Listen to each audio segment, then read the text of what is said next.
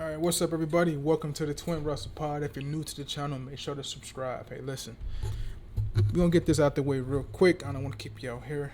But today, we're going to talk about AEW Grand Slam Australia, which is scheduled to kick off tonight at 10:30 Eastern, 7:30 Pacific over in Australia.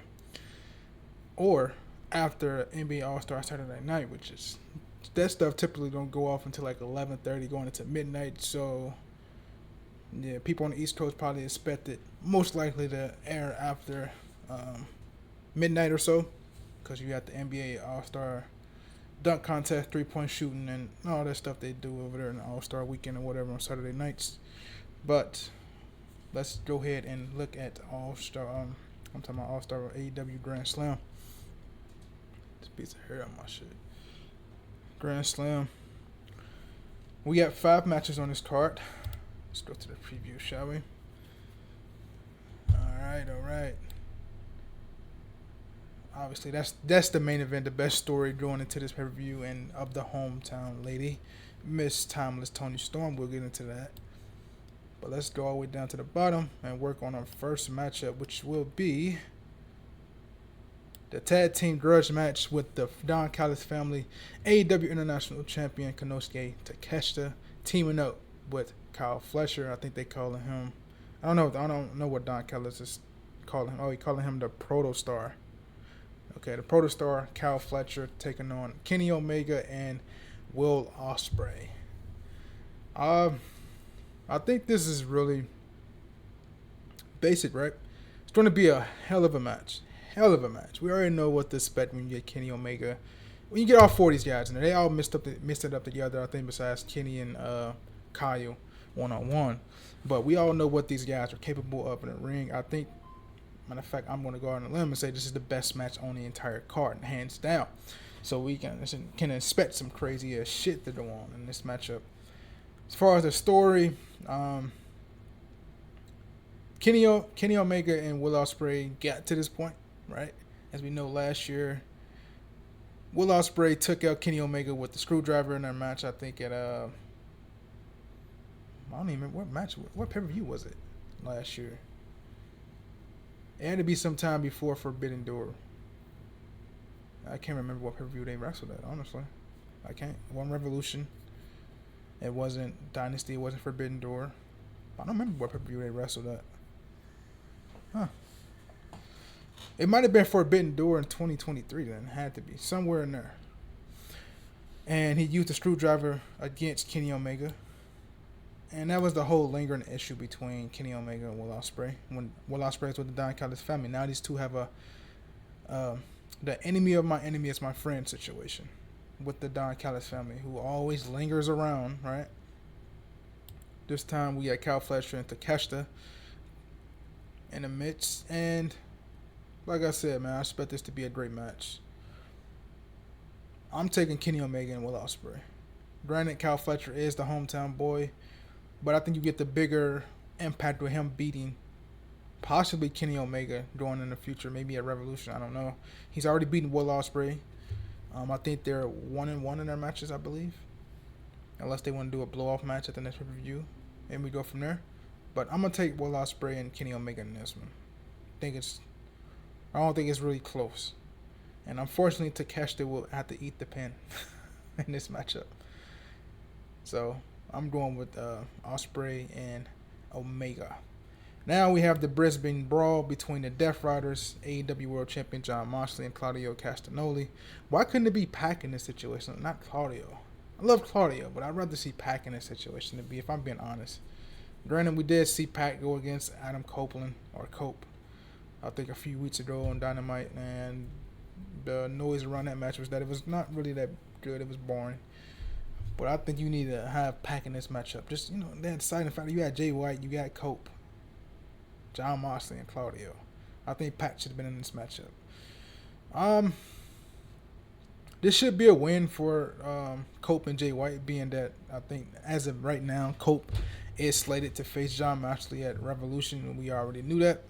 Pretty much where the storyline was heading once Adam Copeland came back. So we've seen that coming. And I don't expect Moxley to lose at Revolution against Copeland. I don't know I don't know who to expect to beat Moxley for the AEW World Championship. If they holding up for Darby Allin, who is on it at Sturgeon on Mount Everest, or you looking for somebody else in the wings to drop the championship to. I've already threw the name of Heyman Adam Page, but he's doing something with MJF entirely different. So we'll see. Time will tell, but he is lingering towards the babyface, so we'll see. But I'm taking Switchblade and the Rated R Superstar Cope in this one. Claudio's in this match to eat the pin, so that's why he's there. Alright, we have Buddy Matthews taking on Kazuchika Okada for the AEW Continental Championship. It's crazy, man. I haven't seen Okada in a long time, man. I really haven't seen him in no match capacity, like on Dynamite or Collision. Brandon, I haven't been able to keep up and watch it as much now recently.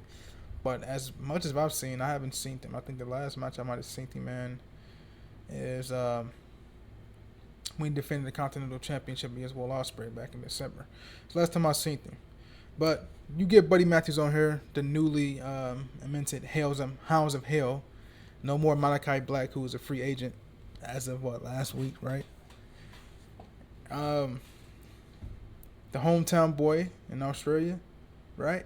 But he's going to lose this match to Okada. Okada's not losing this match. Okada literally is the only one of the elite to appear on TV. You haven't seen Jack Perry since he lost the championship to Dane Garcia. You haven't seen the Butts since they lost the championship to Private Party. On AEW television, you've seen them in New Japan, but not on AEW television. Okada is really the only one who's been keeping the elite alive. And let's be honest, he's the one who kept it alive during the entire run of it. So, nothing will change. I'm taking Okada in this matchup.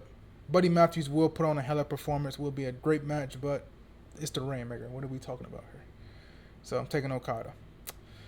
Alright, man. We have probably the most entertaining and organically over and talented situation to arise. We have Harley Cameron, the hometown girl, taking on Mercedes Moné, who's defending the TBS championship. And I like Harley Cameron. I've been liking Harley Cameron since last year. She's fucking fantastic. If you follow her and stuff like that, she's super talented. She can play the piano. She's a ventriloquist.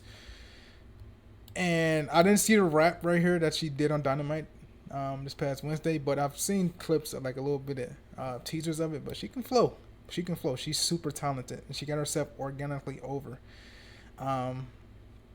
Remember, she was with Saraya, but when Saraya left, she just went on her own, and she's got over organically, and I love to see it, man. So I think big things is in her future sooner rather than later. Granted, she hasn't won a match since she's been on Dynamite, and she actually won her first match against Taya Valkyrie in Collision on the 1st of February. So, yeah, this whole situation started right here in this backstage promo. She had the Mercedes Moné doll and everything. So I enjoy it for that, right? She's playing a guitar and all that stuff. I enjoy it for that. But we all know Mercedes Moné is not losing the championship. It's just an avenue to get Harley Cameron on TV in front of her home country. So that's what this serves as, and it will be a great win for Mercedes Moné. She is not losing this championship at all. She will reign supreme and still be the best ever TBS champion in her opinion, right? All right. Get on to the main event and what is the best story in a women's division, period. We have Timeless Toni Storm taking on the Women from Hell, the Glamour, Mariah May for the AEW Women's Championship. And I'm going to get out there and I'm going to say it. I'm going Toni Storm. Being for this reason. If you guys been watching the channel, each time I say anything or I review a Dynamite, I always bring up AEW's Mariah May's Women's Championship run has been very lackluster in my opinion. They just seemed like they didn't have no direction for her. They were just waiting for Toni Storm to get back. And now we here. It was like we just resumed the greater story that we had last year between these two. We have more great avenues and great promos and great exchanges between these two as of leading up to Grand Slam. Toni Storm doing a whole bit as the rock star Toni Storm and coming back on Collision and revealing herself as Timeless Toni Storm. And when she broke the internet 2 weeks ago, dressing up as the Glamour Mariah May, looking very good, may I add, in that glamour suit. But like I said, man, Mariah May's run hasn't been eventful. It really hasn't.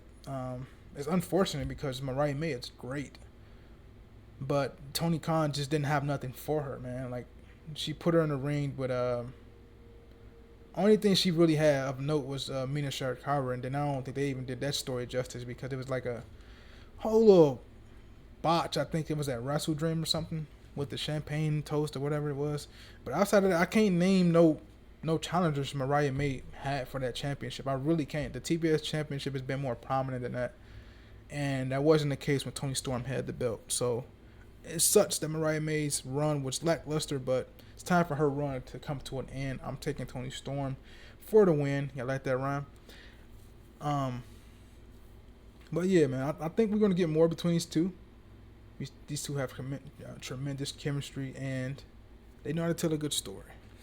But Mariah May's run comes to an end tonight by the hands of Toni Storm. So that's going to do it for my predictions for AEW Grand Slam. Hope you guys enjoy the show. Remember, it comes at 10:30 Eastern tonight. If not 10:30 Eastern, 7:30 Pacific. It's going to be after the All Star stuff, which will be presumably after like 11:30, going on 12 midnight. So possibly 12:15, 12:30 range for this show to come on. I think if you got Match though, you can just stream it on Match, like just at 10:30 possibly. But we'll see. Hope you guys enjoyed, man. I'll see you guys in this video. Peace out.